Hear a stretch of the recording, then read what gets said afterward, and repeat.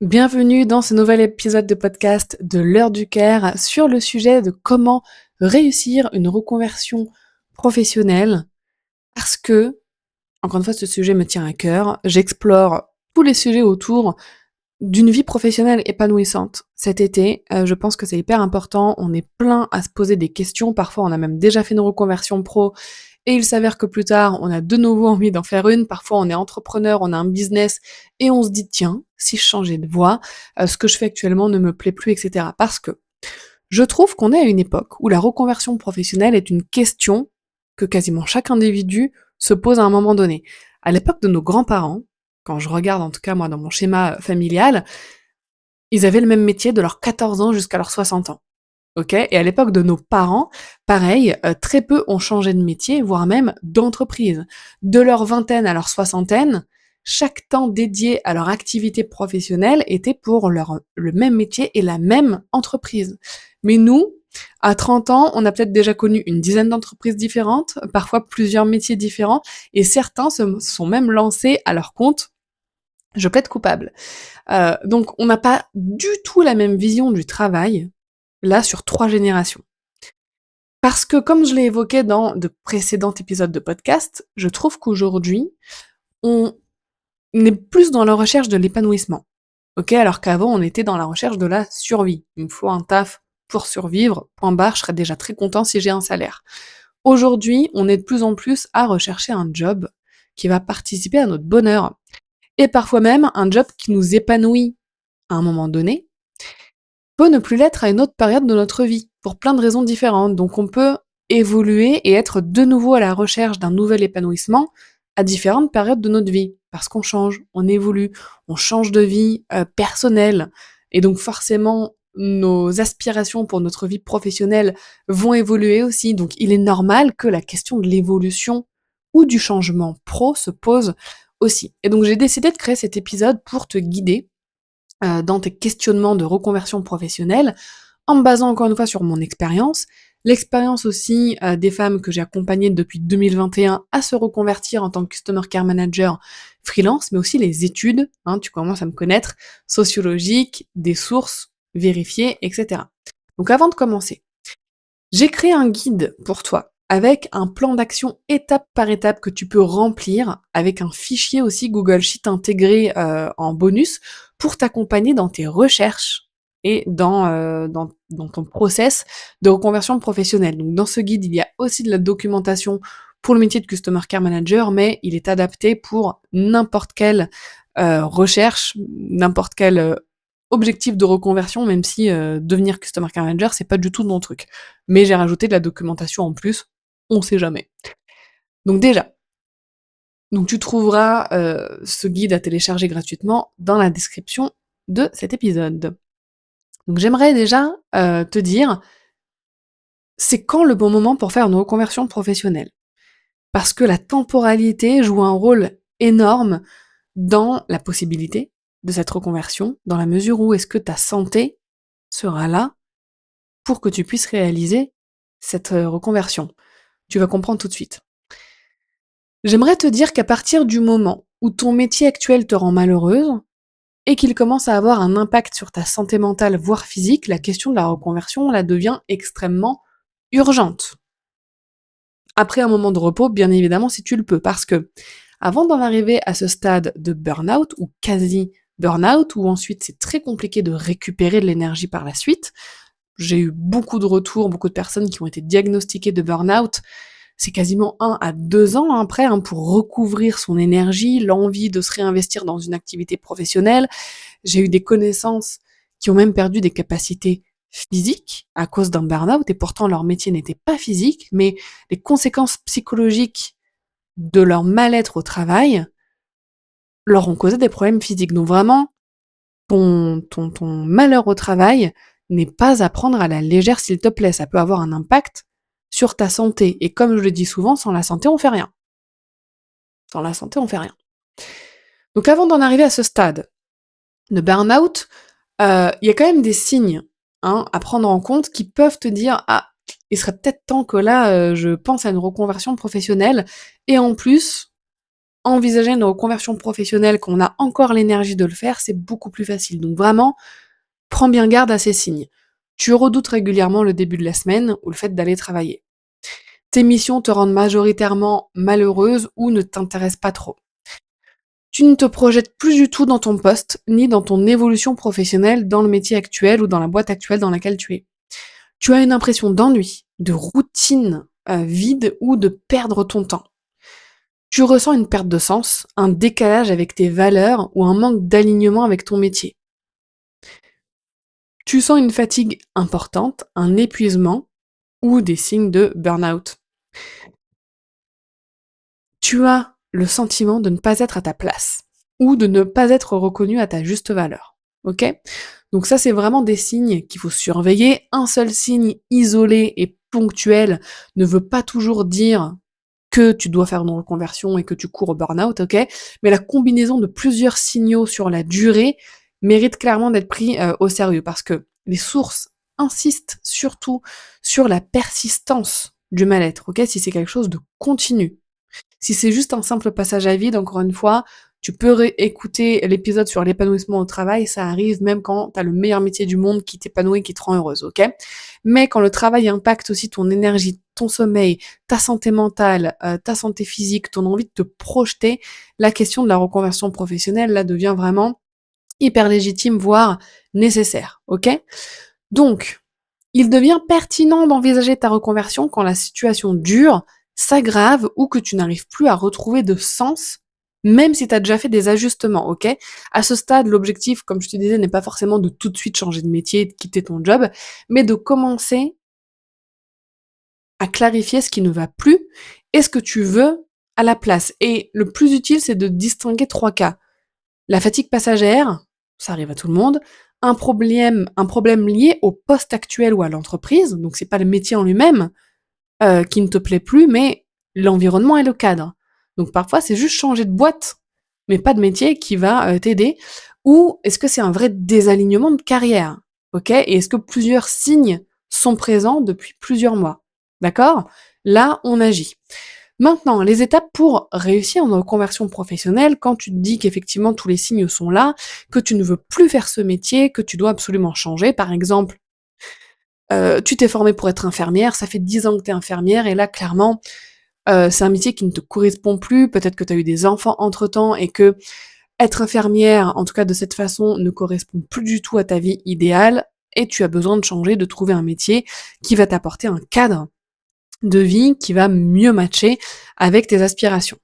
D'accord? Les sources, notamment l'organisme Gobelin ou le service public aussi, et moi-même, on insiste pour que ton projet de reconversion professionnelle ne démarre pas direct avec une formation. Et je te dis ça alors que je vends une formation pour la reconversion professionnelle. Mais se jeter direct dans une formation, c'est clairement pas la première étape. D'accord? Donc on va voir les étapes à suivre tranquillou, hein, pour que le projet de reconversion professionnelle soit ancré, réfléchi et que le jour où tu vas choisir une formation, ce soit the one, la bonne, celle qui va t'amener vraiment là où tu le souhaites. D'accord? On commence toujours par la clarification du projet. D'accord? Il y a l'organisme justement Gobelin qui insiste sur le bilan personnel, le bilan de compétences, l'étude de l'employabilité aussi, comme je te disais dans un précédent épisode, le choix de la formation, l'évaluation de la faisabilité, la préparation du dossier quand c'est un dossier de formation spécifique à rendre. L'organisme Scale ajoute l'importance de la stratégie, des aides financières, du choix entre salariat ou indépendant et de la préparation du départ de l'entreprise actuelle. D'accord? Et enfin, le service public rappelle que le conseil évolution professionnelle permet de faire gratuitement un point sur sa situation pour évoluer et se reconvertir. Ça, tu vois, je le savais même pas. Je trouve que c'est plutôt sympa. Donc vraiment, si tu es dans cette première étape de tu sais pas trop, fais appel à cette heure de conseil avec un professionnel de l'évolution en carrière. C'est gratuit et ça pourra peut-être déjà t'éclairer un petit peu. Ok?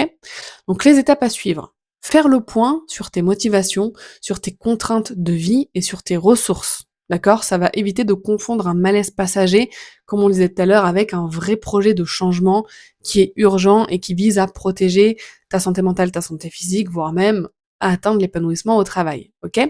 Pour ça, je t'invite grandement à écouter justement l'épisode «Peut-on vraiment être épanoui dans notre vie professionnelle?» Je te mettrai le lien dans la description. Ensuite, faire un bilan de compétences, ok? Pour voir un petit peu tout ce que tu as pu apprendre, tout ce que tu as pu acquérir comme compétences, voir aussi tes limites hein, par rapport au métier que tu envisagerais et les pistes possibles. Moi personnellement, je n'ai jamais fait de bilan de compétences. J'ai formé plein de customer care managers qui n'en avaient pas fait non plus avant. À toi de voir si t'es totalement perdu dans tes compétences et dans le métier que tu voudrais faire. Alors c'est à envisager. Si jamais tu sais quand même vers où te diriger, peut-être que c'est pas une étape qui est nécessaire. Tu peux écouter l'épisode précédent qui est comment savoir quel métier est vraiment fait pour toi. Pareil, je te le mets en description, qui va te donner plein de critères que tu dois absolument regarder dans les futurs métiers que tu peux choisir. Ok?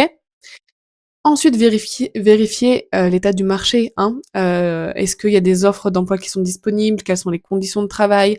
Et si possible, le niveau de demande. En règle générale, avec l'intelligence artificielle, tu peux t'aider. Moi, je sais que pour faire ce genre de recherche, j'utilise beaucoup l'IA qui s'appelle Perplexity, qui est en fait un moteur de recherche boosté par l'IA, qui va te donner vraiment qui va aller chercher sur le web pour toi, mais qui va te donner des éléments ultra précis avec des stats, etc. Donc moi, je l'aime beaucoup. D'ailleurs, je me sers beaucoup de Perplexity pour faire la recherche, pour créer mes épisodes de podcast. Ensuite, tester le métier avant de t'engager, si possible. Par exemple, via une immersion professionnelle, c'est quelque chose qui est recommandé par France Travail en tout cas, pour découvrir un métier en conditions réelles. Si tu envisages de devenir plombière alors que depuis 10 ans tu es chef marketing dans un bureau, peut-être que ce serait bien d'avoir un stage en plomberie déjà pour être sûr que ce type de journée de travail et ce rythme de travail te conviennent. Ensuite, identifier les financements et dispositifs possibles. Ça, encore une fois, quand une formation est nécessaire.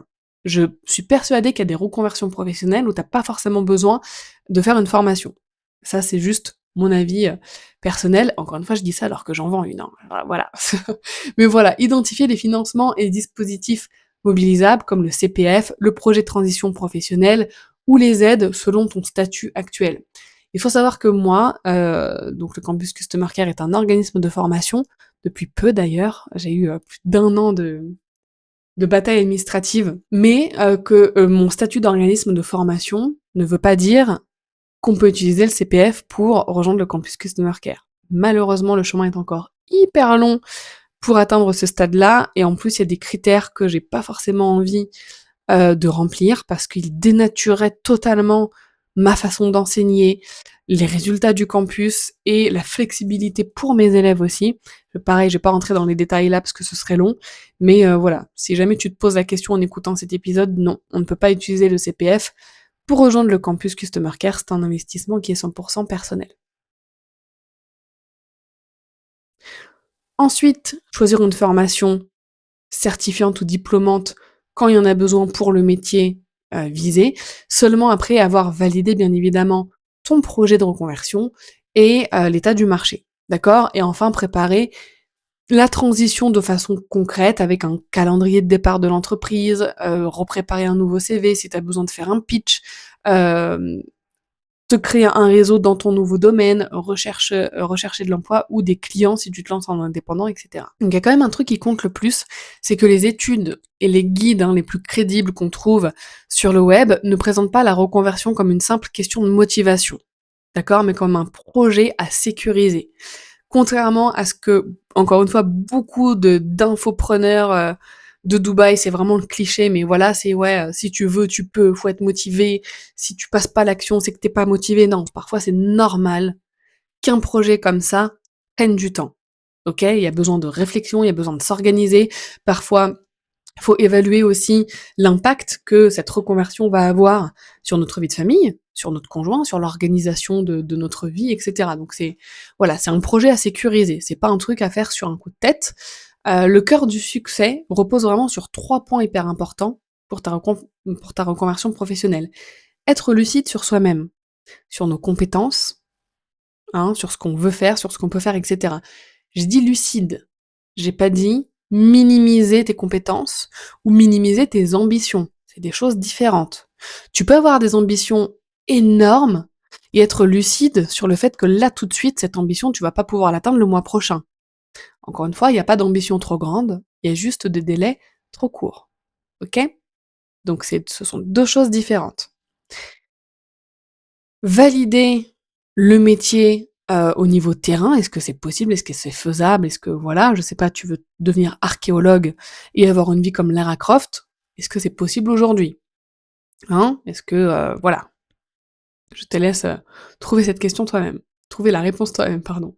Et ensuite, sécuriser financièrement et logistiquement cette transition. Et quand je dis sécuriser financièrement, c'est pas forcément avoir les fonds pour investir dans une formation.